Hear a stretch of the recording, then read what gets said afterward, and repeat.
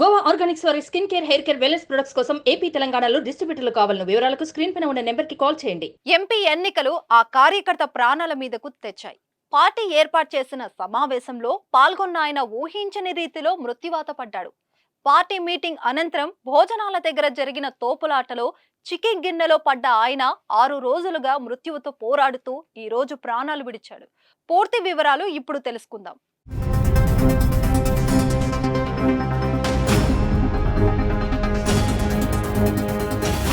వికారాబాద్ జిల్లా దారూరులో మే 2వ తేదీన ఓ ఫంక్షన్ హాల్లో బీఆర్ఎస్ కార్యకర్తల సమావేశం జరిగింది. ఈ సమావేశంలో ఎంపీ ఎన్నికల్లో అనుసరించాల్సిన వ్యూహంపై చర్చించారు. అనంతరం మధ్యాహ్నం లంచ్ ఏర్పాటు చేశారు. కానీ అనుకున్న సమయం కంటే ఆలస్యంగా వంటలయ్యాయి. అప్పటికే ఆకలికి అలమటిస్తున్న కార్యకర్తలంతా ఒక్కసారిగా ఎగబడ్డారు.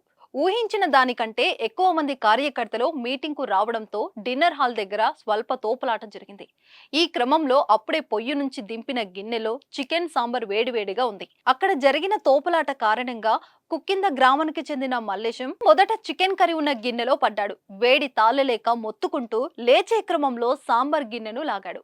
దీంతో సలసల మసలే సాంబార్ మల్లేశంపై పడింది. దీంతో మల్లేశంకు తీవ్ర గాయాలయ్యాయి. అలర్ట్ అయిన స్థానిక నాయకులు 108 ద్వారా వికారాబాద్ ప్రభుత్వ ఆసుపత్రికి తరలించారు. కానీ పరిస్థితి విషమంగా ఉండడంతో మెరుగైన వైద్యం కోసం అక్కడి నుంచి హైదరాబాద్ లోని గాంధీ ఆసుపత్రికి తరలించారు. కానీ 5 రోజులుగా మృత్యువుతో పోరాడిన మల్లేశం మంగళవారం రాత్రి కన్నుమూశాడు. ఇది తెలుసుకున్న బీఆర్ఎస్ నాయకులు తీవ్ర సంతాపం తెలిపారు. మల్లేశం సోదరుడు కృష్ణయ్య ఫిర్యాదు మేరకు కేసు నమోదు చేసుకున్న పోలీసులు దర్యాప్తు చేస్తున్నారు. పేదవాడైన మల్లేశం కుటుంబాన్ని ఆదుకోవాలని కుటుంబ సభ్యులు కోరుతున్నారు. ఏది ఏమైనా ఇష్టంగా తినే చికెన్ కూరే ప్రాణం తీయడం ఇప్పుడు చర్చనీయాంశమైంది.